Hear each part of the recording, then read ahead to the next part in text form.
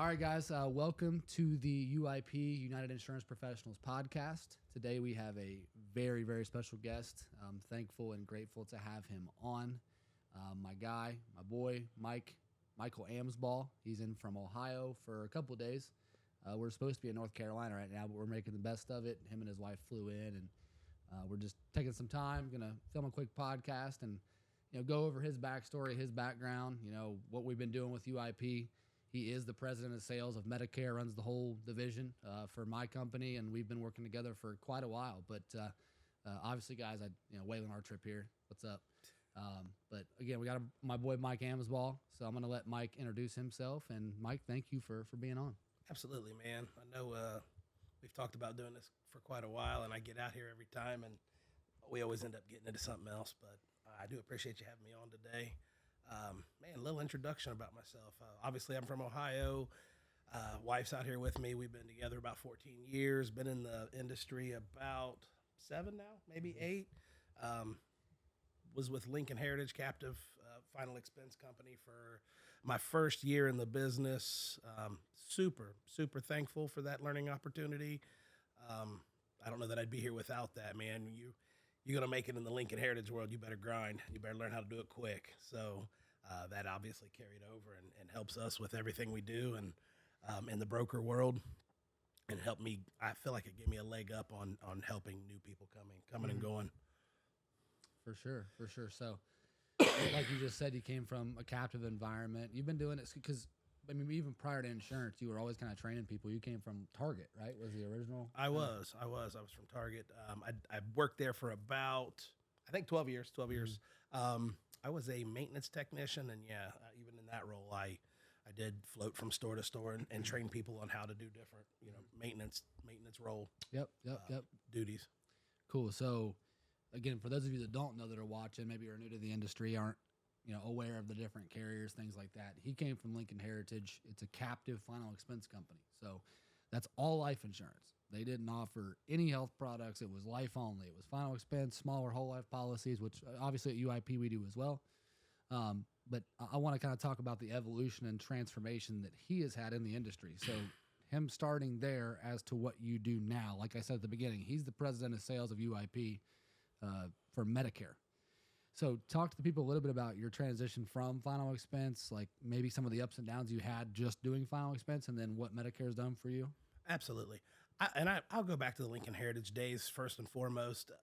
Not trying to throw shade on anybody. Mm-hmm. Solid product, and a great company to work for. Yep. Actually, when I first started, it was my uncle owns a huge Lincoln Heritage agency in Ohio. We are still really tight, do a lot of stuff together, a lot of family vacations. I love Lincoln Heritage.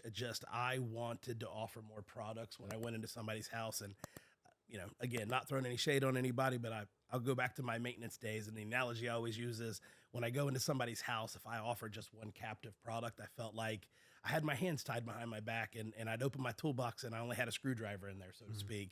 And sometimes that fixes the problem. For sure. But quite frankly, a lot of times you're leaving a lot of opportunities on the table. So, like I said, I worked there for about a year, ended up coming over to work with you strictly as final expense broker, 10 or 15 different carriers that we had. And it just aligned more with what I believed in, which was when I go into a client's home, I want to be able to help them no matter what their situation looks like financially or health wise, because obviously they have to qualify for whatever product we're looking at.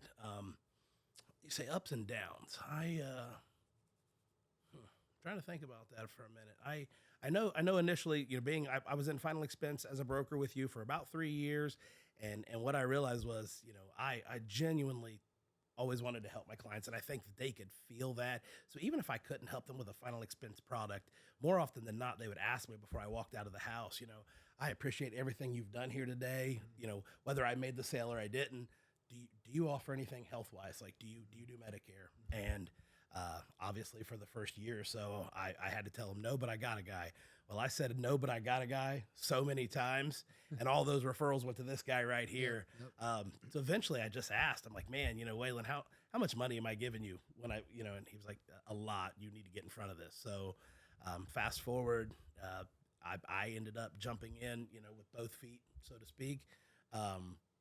I think we got my contracts and my AHIP and everything lined out literally the week before right before AEP of 2020, and didn't know a whole lot. Just knew that you were there for me and you were going to have my back. And if anybody knows me, it's a tremendous thing for me to step outside of my comfort zone like that, because typically, and I think it's what makes me so good as a trainer, I need to know 110% of anything I'm going to step up against, or typically it just shuts me down. But I believed in you. I believed in what we were doing, and I seen the difference I was making the few times that I did, or the handful of times that I referred business over to you, and I just wanted to do that so bad because I could see it was genuinely helping the people we were with. I mean, tears, hugs, kisses. I never got that with Final Expense products, referrals. So I took the stack of leads that you said you were going to bury me in, which you obviously did that year. And I just went to work and went all over Southern Ohio, and literally worked the whole AEP up until the last 5 or 6 days, just because my wife brought COVID home, who still works at Target, and just felt like it's probably in my best interest not to carry the COVID virus into an elderly folks home. So that was it. That was my first AEP, man. It was awesome. Good learning experience. Absolutely. No, I mean, for me, it was cool because I was just basically like, hey, I know you're the guy that wants to understand it, know all of it 100%, but I was like, literally just take this, go to every house and call me in every house. Yeah. You did that, and then after probably 3 weeks of that, you were good to go. It's funny, man, because now being in a trainer role, and I tell all the people that ride in the car with me, jokingly so, my phone was dead the first week by 10 a.m. every morning. The second week by 11, the third week by 12, and so on and so forth. Whereas we rolled into the end of AEP and you're calling me, hey man, I haven't heard from you today. How you doing? Like, man, I think I finally got it, you know, but I do appreciate that. And I just swore to myself that if I ever got the chance, obviously we didn't foresee a trainer role in me at that point. But I just knew that if I ever got the chance to be that guy for somebody else, man, I would obviously, jump in both feet. And I just wanted to do that for everybody, man. And I'm so thankful for the opportunity, how it's come to fruition. Absolutely. I am too. I'm more thankful than you are. Believe me, I'm unbelievably grateful. I mean, I won't let him, speak other than positively on what he's been able to do for people. He takes people in the field from Indiana to Texas to Florida to Tennessee to anywhere they're at. Basically, he's been in the field with the same results pretty much everywhere. And it's been not so much about the business written. Obviously, there's business written in every area, but it's about the relationships built with those agents and those brokers on our team. And I mean, anybody that watches this within UIP is going to obviously recognize Mike, his face and voice, and understand that it's more than just the money or the business. It's a relationship too. For sure. Again, the paychecks, money's always going to be there, right? But it is definitely the friendships and the partnerships that we have forged in doing this for the last 2.5 years. I mean, any one of the agents that I've had in a car or I talk with on a regular basis, I mean, they're family to me. Exactly. They really are. Exactly. So, obviously, it's been, like you said, you just mentioned 2.5 years of doing this role. What is your vision? What are you excited about moving forward? What kind of gets you out of bed? Because it's just like anything. Things can get mundane after a while. It's anything that you do. It's like, this is, the good thing is it's a little bit different every day. There's always something new. Sure. But what is your vision? What do you get excited about moving forward with what we're doing? I mean, just playing my role at UIP, helping to basically forge this phenomenal, training and resource development that we have, like so much so that people are, and they are flooding in. I'm with you, quite frequently, obviously. And just the amount of calls that I see you take, people wanting to, join our team and being able to offer, these resources. And I consider myself a resource in that regard, because I know what it looks like to get trained at other IMOs or other agencies, right? So it's kind of non-existent most of the time, especially in the Medicare world. Typically, So just playing my role and being a part of that, that's what I envision, is just helping us as a collective agency just continue to grow. Absolutely. Yeah. Absolutely. I love it. Well, I mean, again, I think a lot of people out there can take away from your story too, like coming from Target to a captive life agent to a Medicare agent to a Medicare manager to a corporate role, like all these different things you've grown at each step of the way. And I think you'd be the first one to say, like, you didn't necessarily feel like you were growing at every step. Like, it was just kind of, I mean, it wasn't all just For sure. like a building block. It wasn't just, next step. It was, That can be said and be true for anything in the final expense world. If you just, or Medicare world, anything in the insurance industry, I guess I should say, like they tell you, put your head down and just go to work. Yep. Don't look at every day. Don't look at every month or week. Look at the end of the year. Look back, Yep. right, and Yep. see exactly what the trajectory looks like Exactly. at that point. And through the process, no, I would agree with you. Yep. I didn't see that I was growing and becoming that much more through every step and every different role until you get here and you look back over the last 2.5 years. Yep. And like I said, the same can be true when you look at any role in insurance, whether you're a field agent or not. Just put your head down, go to work. At the end of the year, take a look back and see where everything. See where you're at. Exactly. So last question for you, just to kind of get a feel and get an idea. Again, obviously, you having the experience that you do in the different areas that you do is useful for people to hear your opinion and insight. What advice? So 2 parts. What advice would you give a person who may be unlicensed and is looking at getting into the industry? And then what advice would you give an agent who is in the industry that's looking at adding Medicare or adding life or looking at adding something? Gotcha. First, an agent you said that isn't currently licensed Not but licensed, looking to they're jump in. looking at the industry. On the Perfect. outside. What are you waiting on? Honestly, Yeah. and I only say that because when I initially got into the insurance industry, again, I had an uncle who, I mean, quite frankly, was making an exorbitant amount of money on a monthly basis. And I get it. That is so attractive. The only thing I want to say is it's not always like that, right? Mm-hmm. It took him years of hard work, dedication, team building, losing teams, rebuilding the teams to get to that point. And most of the times when I get recruiting calls, I still like to listen to them every now and again. Sure. I'm not going anywhere, but I want to hear what people's pitches are these days and how they evolve, just like a Medicare presentation has over the years.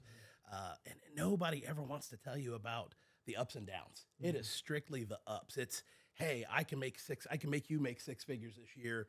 I mean, like it's nothing. Like the money's growing on a tree somewhere, and you're just going in the backyard to pick it off. Yep. And the reality is it possible? Absolutely. Is it easy? Hell no. This is the easiest, hardest thing you will ever do. I promise you. Exactly. But so worth it. If you will stick and stay, find an IMO or an agency who is going to give you training, who is going to give you the resources beyond the training, like, all the different tech that we have and the lead sources that you own and we're a part of. Find agencies that are going to be able to give you all of that and don't fluff you on the close, on the trying to pull you in.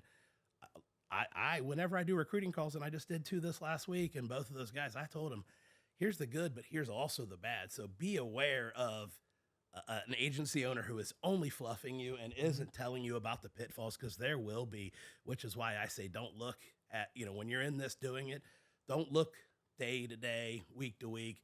It ebbs and flows. So you've got to pick a time frame, out in the near future, like, 6 months, a year, whatever it may be. Just put your mind to it that you're going to do it for that long before you really,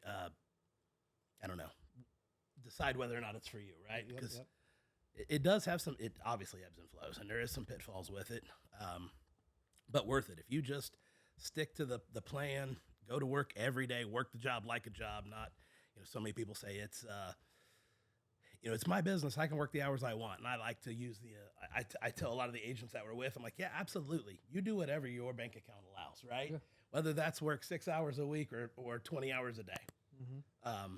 But that being said, I also tell them you have to keep your hours should mimic what your client's hours are, right? Absolutely. How well would the business, the grocery store on the corner of the street down the road do if they were only open from noon to 4? Yep. It'd be out of business really quick, right? Yep. You have a product that people want, but you need to be open and available to sell them that product when they're, when they're available. So that means working some long hours, especially for the first 2 years. It's a grind. And then I guess a lot of that I've just said would be something I would tell a lot of agents that are already in the business, right? Absolutely. People get really relaxed. They start to slack off. They get a couple big checks. God knows I was guilty of that as myself, but don't use that big check to go buy some of the things that you've always wanted. Not initially, right? You got to be 2-3 years into the business. I mean, it took me, I've been doing this 7 years.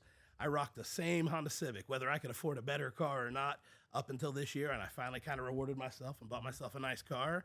But it took years of doing this, right? Before, Absolutely. and I could have afforded it before now, but you're always worried about the ebbs and if you're mindful of your business, you know the ebbs and flows, but you're also mindful of like, man, I could catch one of the ebbs, right? When I go out and make this large purchase, and it could be a real setback that could be detrimental to your business. So, again, just work it like a business. Go to work every day.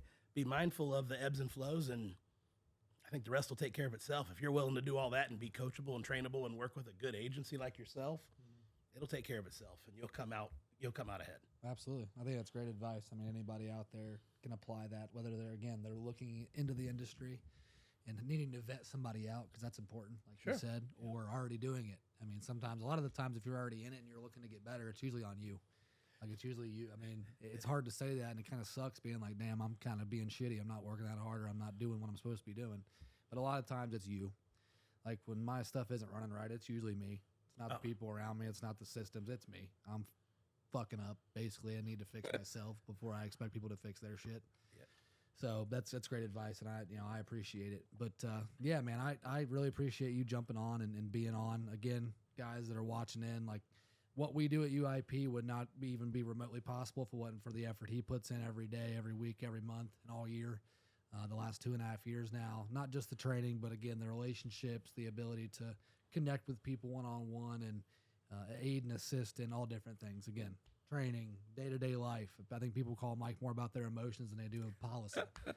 So, we're all thankful for him company-wide, but I can tell as a friend and, more than just the work side, eternally grateful for him and what he's done and what we've been able to do together thus far. And we're just getting started. So, guys, thank you so very much for, again, attending, watching, listening, whatever it is, whatever medium you're here for the UIP podcast. Waylon Artrip here, again, with my best friend, Mike Amsbaugh, and best trainer I know. So thank you, guys. And, Mike, thank you again for being on, man. I appreciate you, man. Thank you Thanks, so man. much. Yep.